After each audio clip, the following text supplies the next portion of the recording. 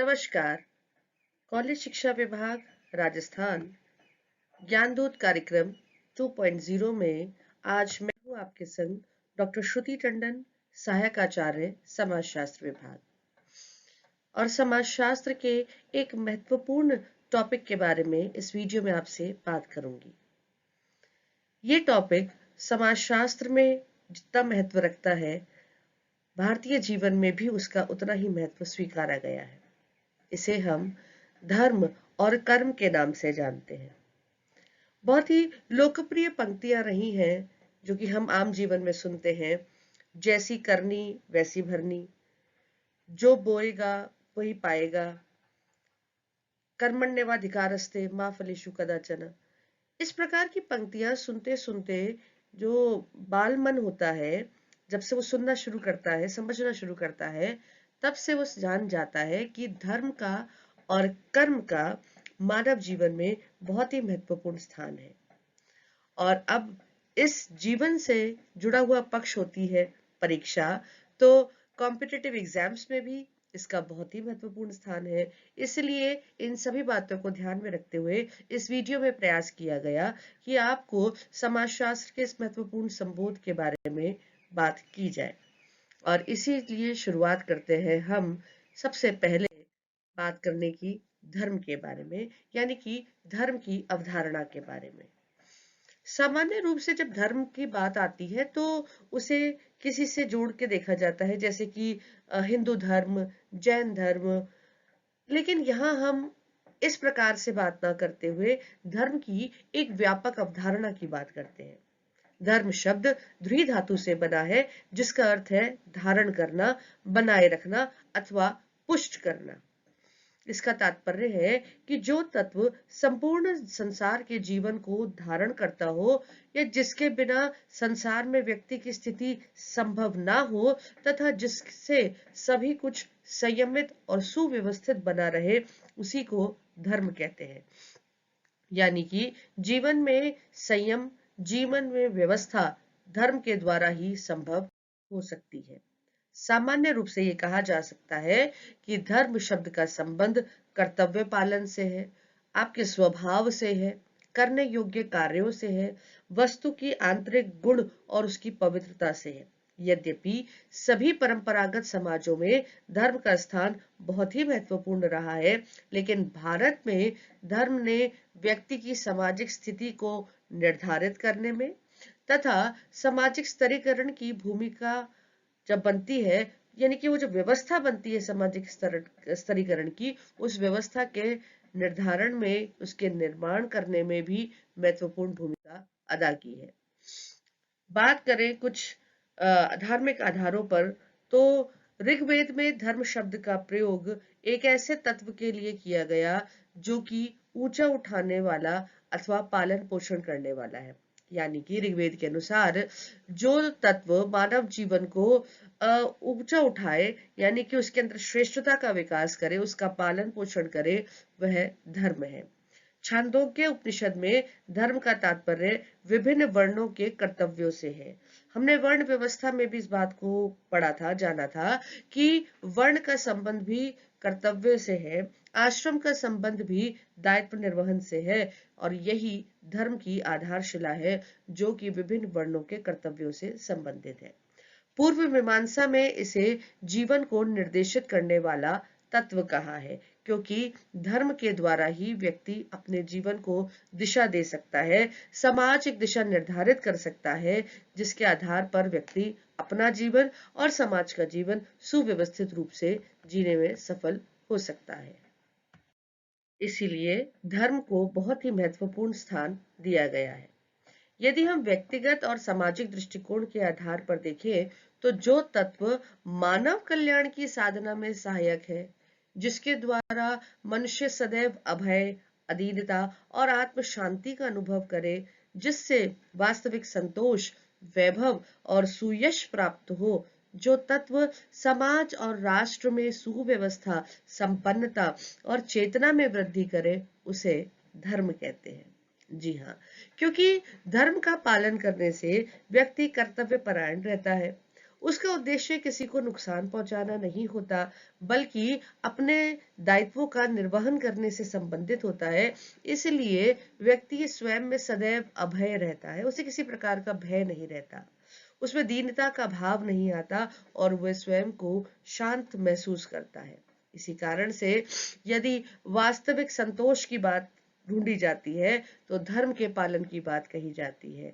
वैभव और सुयश की बात करी जाती है, वहां भी धर्म परायणता की बात कही जाती है। और समाज और राष्ट्र में सुव्यवस्था भी तभी संभव है जब व्यक्ति, समाज का प्रत्येक व्यक्ति धर्म के अनुरूप अपने कर्तव्य पालन की चेतना को अपने भीतर कायम। विभिन्न धर्म ग्रंथों में धर्म की महिमा को बताया गया है और इतिहासकारों ने भी धर्म का गान किया, तो शास्त्रकारों ने भी इसके बारे में बताया।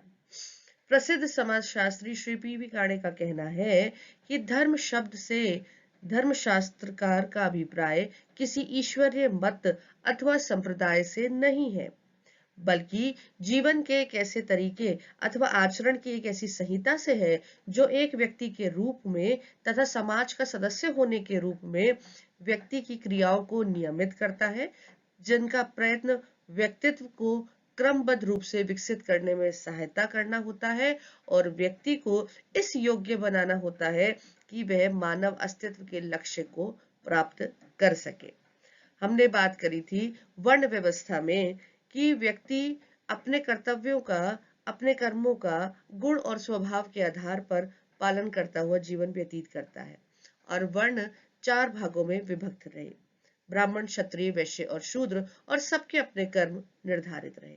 लेकिन यहाँ भी बात थी धर्म के अनुरूप अपने कर्तव्यों के पालन करने की। आश्रम व्यवस्था भी 4 भागों में विभक्त है, ब्रह्मचर्य आश्रम, गृहस्थ आश्रम, वानप्रस्थ आश्रम, संन्यास आश्रम। और यहाँ पर भी कर्मों की बात कही गई क्योंकि प्रत्येक आश्रम के अपने निर्धारित दायित्व थे। और जब बात पुरुषार्थ की आती है तो वो भी 4 भागों में विभक्त है, जिन्हें हम धर्म, अर्थ, काम और मोक्ष के नाम से जानते हैं। ये भी प्रकार संदेश देते हैं कि व्यक्ति इनका पालन करते हुए मोक्ष प्राप्ति की ओर उन्मुख हो। यहाँ भी धर्म की प्रधानता को स्वीकारा गया है।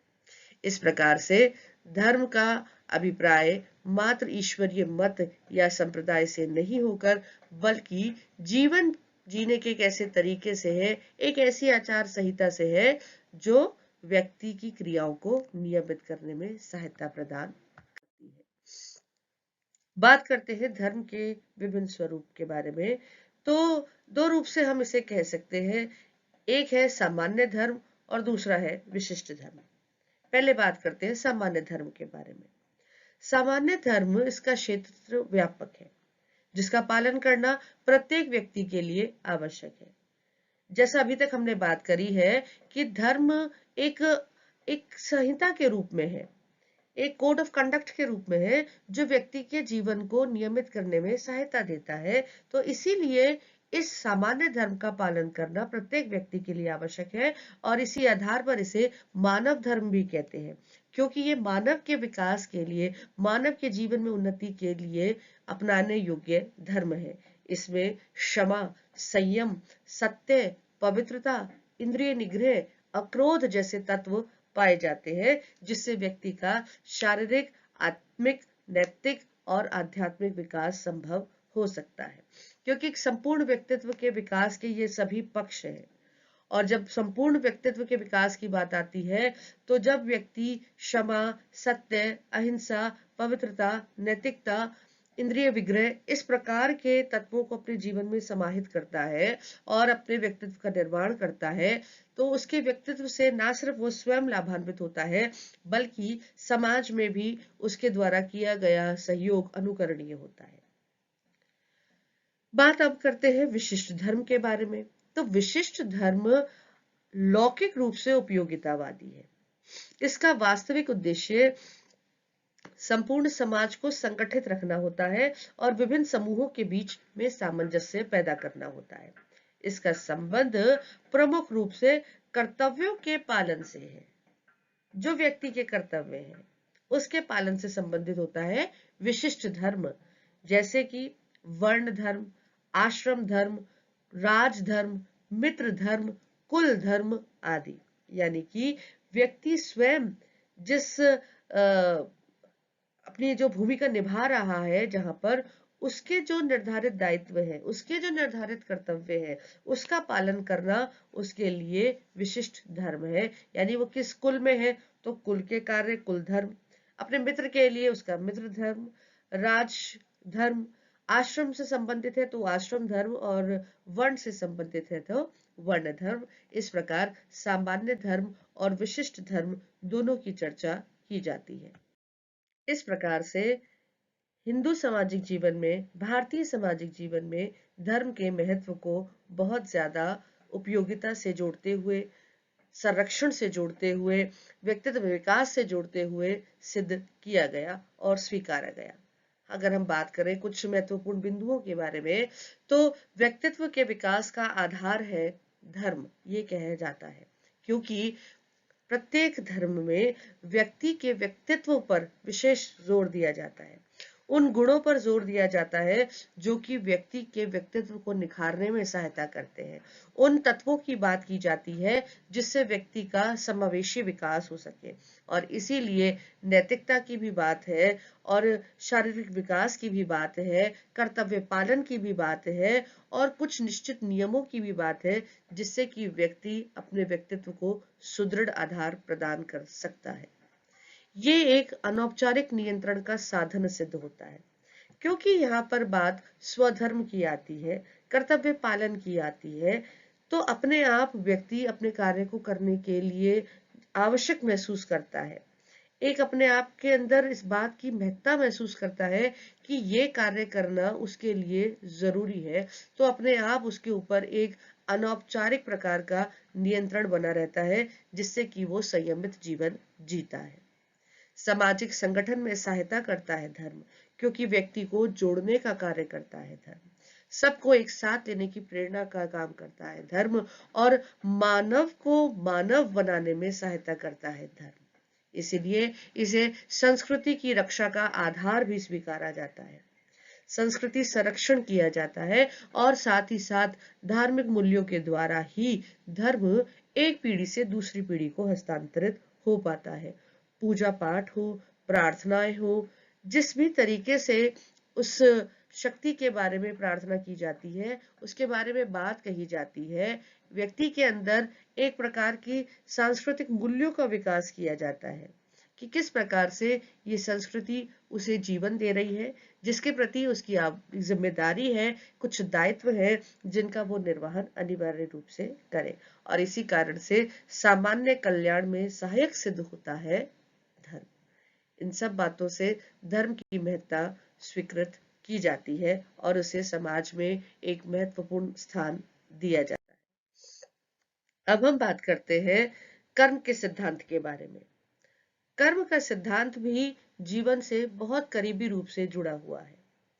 ये बातें बहुत लंबे समय से सुनी जाती हैं कि जैसा आपने कर्म किया है वैसा आपको फल मिल गया है, या ये भी लोग कहते हुए सुनाई देते हैं कि पिछले कर्म का हिसाब है। लेकिन ये सब बातें यूं ही नहीं है, कुछ आधार होंगे जिन पर ये बातें कही गई हैं। तो चलिए आज हम उनके बारे में भी बात इस वीडियो में करने की कोशिश करते हैं। कर्म का सिद्धांत जीवन को दिशा प्रदान करता है, उसे सामाजिक दायित्वों के निर्वाह करने की प्रेरणा देता है और भविष्य के प्रति आशावान भी बनाता है। कर्म की अवधारणा ने पिछले अनेक शताब्दियों से लोगों को स्वधर्म का पालन करने, सामाजिक नियंत्रण बनाए रखने और सामाजिक संगठन को स्थिरता देने में अपूर्व योगदान दिया है। कर्म शब्द की उत्पत्ति क्री धातु से मानी जाती है, जिसका अर्थ है करना, व्यापार या हलचल। इस अर्थ की दृष्टि से मनुष्य जो कुछ भी करता है वह सभी कर्म के अंतर्गत आता है। कर्म का संबंध संस्कृत भाषा के शब्द कर्मन से है, जिसका अर्थ कर्तव्य, कार्य और क्रिया से लिया जाता है।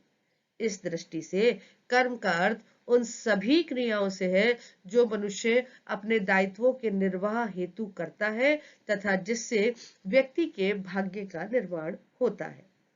अब कर्म को भाग्यवाद से भी जोड़ने वाली बात यहाँ कही जाती है, लेकिन आगे हम इस बात की चर्चा करेंगे कि इस प्रकार से भाग्यवाद को जोड़ता हुआ कर्म नहीं है, लेकिन हाँ इस बात को भी निकारा नहीं जा सकता कि जो व्यक्ति करता जाता है वो एक्यूमुलेट होता जाता है, इकट्ठा होता है, और उसके बाद अपने जब परिणाम आते हैं तो हम इसे आम जीवन में भी देखते हैं कि जो भी रिजल्ट मिलता है उसके लिए आपने कैसी कोशिश की है वो आपका परिणाम लेकर के आता है, जिसे कुछ लोग भाग्य की उपमा भी देते हैं।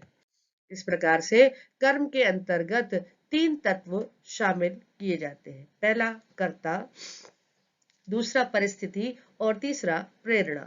कर्ता यानी कि वो व्यक्ति स्वयं जो कार्य को कर रहा है, परिस्थिति यानी कि समय काल जहां पर कर्ता कुछ कार्य करता है, और प्रेरणा जिस आधार पर व्यक्ति के द्वारा कोई क्रिया की जाती है। यहाँ मैं ये भी बात बताना चाहती हूँ कि कर्म को मात्र हाथों से किया हुआ कार्य के संदर्भ में ही नहीं कहा जाता, बल्कि भारतीय संस्कृति तो मनसा वाचा कर्मणा की बात करती है, यानी कि मन से सोचा गया भी एक कर्म बनता है, और किया गया कार्य तो कर्म है ही, और वचन से बोली गई जो आपकी बात है वो भी एक कर्म के रूप में देखी जाती है। इसीलिए मनसा वाचा कर्मणा की शुद्धता पर जोर दिया गया। भगवत गीता में कर्म के 5 तत्वों का उल्लेख किया गया है। पहला कर्ता, दूसरा कार्य का स्थान जहां कार्य किया जाता है कर्ता के द्वारा, साधन यानी कि जिसके द्वारा कार्य किया जाता है, प्रयत्न यानी कि वो एफर्ट्स जिसको हम प्रेरणा के नाम से भी जानते हैं, और फिर बात आती है भाग्य की। मनुष्य जो भी कर्म करता है उसका फल उसे अवश्य प्राप्त होता है। ये वो महत्वपूर्ण बिंदु बनता है जो कि कर्म के सिद्धांत और पुनर्जन्म की व्यवस्था को आपस में जोड़ता है। अपने सभी कर्मों का फल व्यक्ति को इसी जीवन में भुगतना पड़ता है ऐसा जरूरी नहीं है। इसलिए कर्म और पुनर्जन्म दो पृथक सिद्धांत नहीं होकर के एक ही सिद्धांत है, और इनके बीच में कार्य कारण संबंध पाया जाता है। इस दृष्टि से कर्म के तीन प्रकार बताए गए हैं: संचित कर्म, प्रारब्ध कर्म और संचयमान कर्म। संचित कर्म वो है जो व्यक्ति करके आया है और उसके आधार पर उसको जीवन का निर्धारण हुआ। प्रारब्ध वो साथ लेके आया जिसके आधार पर वो अपना वर्तमान जीवन जीता है, और वर्तमान जीवन में जो कार्य करते हुए अपने कर्म को संचय करता है वो संचयमान कर्म बन जाते हैं। इस प्रकार से कर्म को तीन रूपों में, तीन प्रकारों में देखा जाता है। अब हम बात करते हैं कि जब तक मनुष्य कर्म करता रहता है, चाहे वो मन से हो, वचन से हो या कर्म से हो, तब तक उसे पुनः पुनः जन्म धारण करना ही पड़ता है। जन्म मरण के बंधन से व्यक्ति को उस समय तक छुटकारा नहीं मिल सकता जब तक व्यक्ति कर्म के बंधन से मुक्त नहीं हो जाता। और कर्म से स्वतंत्र होना इतना सरल नहीं है, तो ये कह देना कि हम कर्म ही नहीं करते हैं या निष्क्रिय हो जाए, ये भी गलत है। कर्म का सिद्धांत ये बताता है कि केवल वही कर्म करना चाहिए जो कि सही है, क्योंकि वो धार्मिक आधार पर आधारित होता है। यानी कि व्यक्ति को अपने स्वधर्म का पालन करना चाहिए, और स्वधर्म का पालन करते हुए, कर्तव्यों का निर्वहन करते हुए उसके द्वारा जो कार्य किए जाते हैं वो समाज स्वीकृत होते हैं। भगवत गीता के अनुसार व्यक्ति को निष्काम कर्म करना चाहिए। कर्म करते हुए फल की इच्छा नहीं करनी चाहिए, स्वधर्म का पालन करना चाहिए, और विभिन्न कर्मों को करते हुए भी स्वयं को कर्ता भाव नहीं लाना चाहिए, यानी स्वयं को कर्ता नहीं मानना चाहिए। और जब स्वयं को कर्ता व्यक्ति नहीं मान रहा है तो उसमें अहंकार नहीं स्वीकारा जाता, और अहंकार नहीं होकर कर्तव्य भाव से जब अपने कार्य को करता है तो धीरे धीरे उसे स्वयं आत्मज्ञान होता है, और वो अज्ञान रूपी अंधकार को समाप्त कर पाने में सफल हो पाता है। कर्म का सिद्धांत व्यक्ति को भाग्यवादी नहीं बनाता। कर्म के सिद्धांत के द्वारा प्रस्तावित जीवन का दर्शन भाग्यवाद किसी भी रूप में पोषक या समर्थक नहीं है। यानी कि भाग्यवाद का समर्थन कतई नहीं करता है कर्म का सिद्धांत, बल्कि यह तो वर्तमान जीवन को पूर्व जन्मों के कर्मों का फल मानकर व्यक्ति को स्वधर्म का पालन करने और दायित्व का निर्वाह करने की प्रेरणा देता है, और साथ ही भविष्य के जीवन को और अधिक उन्नत बनाने के लिए प्रोत्साहित करता है। ताकि व्यक्ति का जो जीवन है वो सकुशल चलता रहे, जिसमें स्वयं भी आत्म शांति हो, कर्तव्य पालन की प्रेरणा हो और उसके द्वारा किया गया कार्य दूसरे के लिए हितकारी सिद्ध हो, दूसरे की मदद करने वाला सिद्ध हो। इसीलिए जिस प्रकार से धर्म का हमारे जीवन में बहुत ही महत्वपूर्ण स्थान है, कर्म के सिद्धांत के महत्व को भी बहुत स्वीकारा गया। इसलिए नैतिकता के विकास में सहायता प्रदान करता है। इससे मानसिक संतोष और सामाजिक व्यवस्था के प्रति निष्ठा होती है, कर्तव्य पथ पर आगे बढ़ने की प्रेरणा मिलती है, समाज के संघर्षों को कम कर पाना सफल हो पाता है व्यक्ति, और समाज के कल्याण से संबंधित रहता है व्यक्ति। क्योंकि कर्म का सिद्धांत स्वधर्म के पालन की प्रेरणा देता है, इसलिए इसके द्वारा नैतिकता का पालन मनुष्य सीखता है। और जब व्यक्ति नैतिक आधार पर अपने कर्तव्यों का पालन करता है, दायित्वों का निर्वाह करता है, किसी प्रकार के दुराभावों से ग्रसित नहीं होता, तो उसे एक प्रकार की मानसिक संतोष और शांति मिलती है, जिससे कि वो सामाजिक व्यवस्था को बनाए रखने में अपना सहयोग देता है। कर्तव्य पथ पर उसे आगे बढ़ते रहने की प्रेरणा मिलती है। हालांकि कुछ बातें जीवन में इस प्रकार की घटित होती हैं जो व्यक्ति को विचलित करती हैं।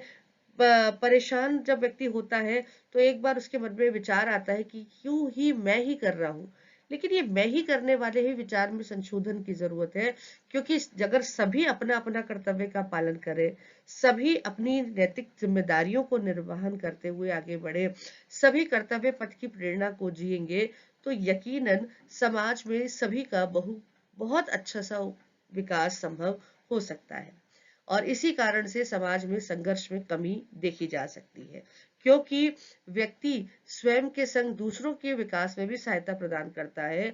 तो जब वो सहायता देने के लिए आगे है, जब वो सहयोग करने के लिए आगे है, तो संघर्ष अपने आप धीरे धीरे कम होने लगता है।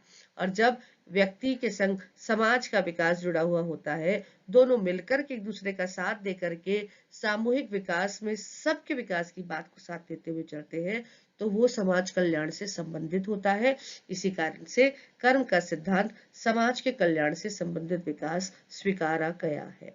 भारतीय समाज में कर्म के सिद्धांत की और धर्म के सिद्धांत की महत्वपूर्ण भूमिका रही है, और विश्व भर में भी इस सिद्धांत को स्वीकारा गया है। तरीके भिन्न हैं, लेकिन कर्म के सिद्धांत को अकाट्य रूप से सर्वत्र जाना गया, और धर्म की प्रधानता भारतीय संस्कृति की पहचान रही है, इसे भी सर्वत्र स्वीकारा गया। इसीलिए कर्म और धर्म का सिद्धांत जीवन में तो महत्वपूर्ण स्थान बहुत ज्यादा रखता ही है। लेकिन अगर हम बात करते हैं कॉम्पिटिटिव एग्जाम्स की, तो यहाँ पर भी कर्म का सिद्धांत क्या है, पुनर्जन्म और भाग्यवाद से जोड़ करके सिद्धांत को पूछा जाता है। इसके महत्व पर प्रश्न पूछे जाते हैं। और धर्म के भी उत्पत्ति कहाँ से हुई, किस तरीके से इसने जीवन में प्रवेश किया, और धर्म के स्वरूप क्या है, धर्म के महत्व को लेकर के भी प्रश्न पूछे जाते हैं। तो इस विश्वास के संग कि इस वीडियो में हमने जो प्रयास किया है कर्म और धर्म के महत्वपूर्ण संबोधों को आपसे डिस्कस करने का, उसको आप लोग सुनने के बाद अपने स्वीकार करेंगे, और उसके बाद इस बात को ध्यान रखते हुए कॉम्पिटिटिव एग्जाम्स के लिए भी और पास कोर्सेज में भी इन दोनों महत्वपूर्ण तत्वों को अध्ययन करने में ये वीडियो सहायता प्रदान करेगा। धन्यवाद।